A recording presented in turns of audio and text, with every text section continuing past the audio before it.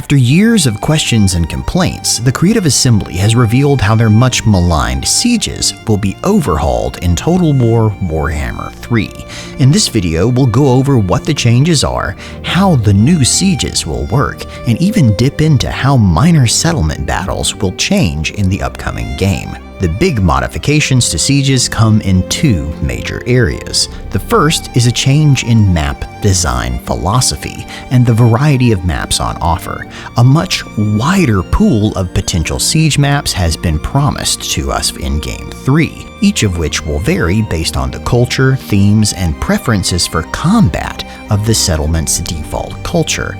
Cathay and dwarf settlements will be more defensively minded fortresses set into the sides of mountains where the full strength of their firepower can be exploited from elevation, while Kislev will depend on tight streets and hairy men to fight tooth and claw for every inch that chaos tries to penetrate into them. Skaven and Greenskin fortresses will be ramshackle affairs that look trashy on the outside but are just as deadly, while Chaos God strongholds on the outskirts of the realms of chaos will be a truly weird and spectacular sight to see. Which is all a fancy way of saying they're making some very big promises about map variety, and each race should be getting their own unique siege maps that reflect this new design philosophy, and we can likely expect this to carry over into the future Combined Immortal Empires map. The reason the Creative Assembly is spending so much time on these maps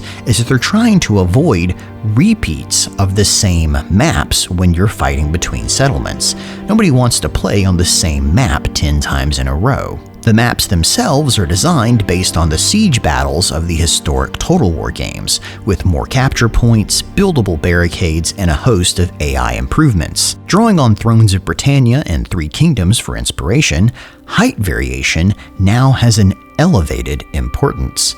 This includes terrain inside the settlement where you can dock infantry directly on it and position archers and artillery to rain down fire on foes even after they're inside the walls, as well as bridges, which have been added to create choke points inside the city interiors. The second big update is bringing in the supplies system from survival battles. You may remember this new game mode from the Warhammer 3 battle preview back in May, and if not, you can click the video above and take a look at it.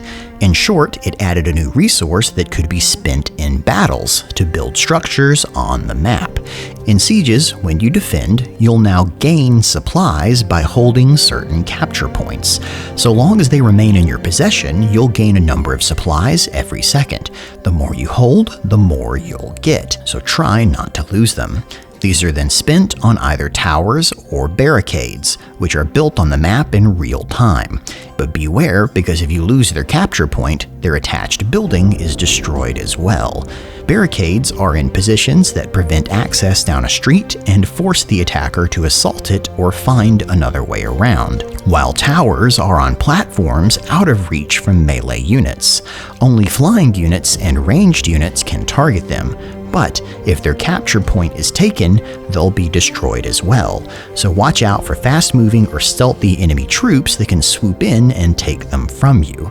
Speaking of, for balance reasons, CA has decided that flying and summoned units cannot capture supply and victory points, so mark that off your cheese list. The overall idea is that sieges will keep going even after you lose the outer wall, which are now even more vulnerable as certain units can now attack walls directly like they could always do with gates, so expect monstrous units to be even more potent in your armies. But now, instead of bending over to welcome these invaders into your city, you can retreat to your custom-made secondary line, which can consist of barricades, towers, firing platforms, and monuments that buff unit stats. Each capture point can be upgraded or downgraded for a refund whenever you want, and they build quickly enough to allow some flexibility in your defense. You're also expected to pull down any failing defenses before they fall into enemy hands, so that you can recoup the supplies and spend them again in a new location worth defending. And while the supply system is shared with survival battles, it is is balanced separately. Each settlement you'll defend begins with a stockpile of supplies to spend. How much depends on the settlement's level and the buildings in it, as well as scaling a bit in the late game to help counter those double doom stacks that pop up. This lets you build a few key towers and barricades from the start to either garrison with troops or use as tactical choke points. The new siege maps are also generally larger and have as many as 2 or even 3 sides of exterior walls, so you'll need to use those additional resources to plan where your enemy will get through and keep them in check and funnel them through your city. As your attacker pushes in, you'll need to decide what to protect or abandon, but know that attackers cannot construct buildings once they capture your points. Supplies are useless to them, and the supply locations don't provide victory points if they're captured in battle. Victory points and a win condition for the battle can only come from 2 special capturable points: 1 key building and 1 victory location. The key building is usually closer to the center of the city and provides a defensive buff so long as you hold it, providing a hometown bonus for any defenders, while the victory point is usually in the heart of the city furthest from the gates. CA's intention here is that siege battles should now be more interesting, dynamic, and have a bit more depth to them, with larger layouts, better terrain, cultural differences, and a nice home turf advantage through buffs and buildings. The artificial intelligence you'll often be fighting against is also reported to have been improved, and is based on the one used in Total War 3 Kingdoms. Flying and fast units will now prioritize sallied out cavalry to keep you from taking out unprotected artillery and siege units, while the new zone-based layout of the map helps the AI to prioritize taking and holding certain sectors, as well as knowing when to fall back. This should make it more reactive and capable of fighting in this diverse terrain, but only a hands-on test will show how much of an improvement has been had. All of this is further enhanced by bringing the minor settlement battles from Troy and 3 Kingdoms into Warhammer. CA has designed a variety of special maps for minor settlements rather than relying on their old, lightly modified land battle maps, and now makes it a true third type of battle. The main difference between minor settlements and strongholds is that minor settlements don't have outer walls. But the same system of using supplies to defend key buildings, districts, towers, and barricades is still there. Without the outer walls to slow down your enemy though, you'll have less supplies to start with, so the placement of your first buildings will be critical. All of this makes it so minor settlement battles now play like smaller sieges, and can be used to whittle down attacking armies one defense at a time. The ultimate expression of the siege overhaul, though, is seen when you are defending the Great Bastion, where you'll only need to defend a single extra strong wall, guarded by powerful towers and interspersed with clear fallback points towards the center, which are covered by buildable locations and defensible high grounds, all in all making it one very tough nut to crack. And that's what's in the Siege rework for Total War Warhammer 3. How did CA do you think? Tell me in the comments below, but an easy way to judge is actually comparing it to the recent poll over 16,000 of you replied to on this channel, asking what you wanted to see most in a Siege overhaul. Did they make it so artillery could be mountable on the walls? No, but as you'd hardly want to abandon them up there now that you're falling back into the city, this feature does seem less important.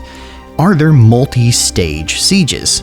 Yes, though they're not spread across multiple maps like the Assault on Rome and Rise of the Republic, and seem to be a much more organic feel. 360-degree siege maps? No, but 270 degrees isn't shabby.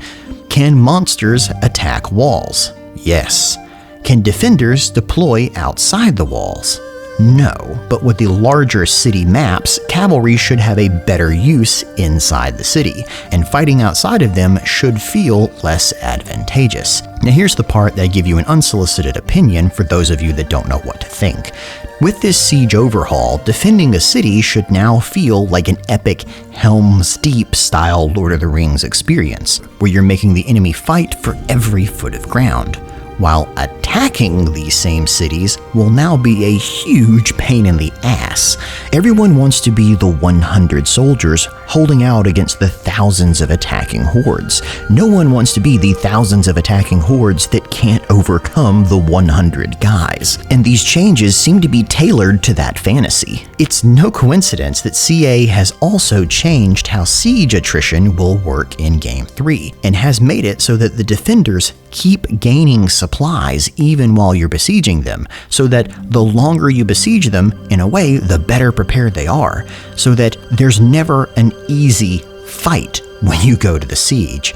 So if you want to quickly roll your way across the map, you're going to take massive casualties, and they're trying to make it so that your army will have a reason to sit and surround a settlement until it surrenders. As they've been described here in this blog post, the length of these battles is also likely over 20 or possibly even 30 minutes per fight, making these a type of fight that only the truly hardened will use at every opportunity. If nothing else, it will shake up the way we play and gives garrisons of minor settlements an actual shot at winning once in a while. I mean, sure, there are still a few janky bits. Arrows bounce off barricades and buildings, limiting their damage, and watching a pink horror pull a wooden ladder from its ass has hilarious implications about Tzeentch's stance on carpentry, but I still look forward to seeing this siege overhaul in action, as it does seem to bring the best bits of historical Total War to Warhammer, and I look forward to sharing that gameplay with you if I ever get my hands on it. But until then, subscribe to be notified about future Total War news, and as always, thanks for watching.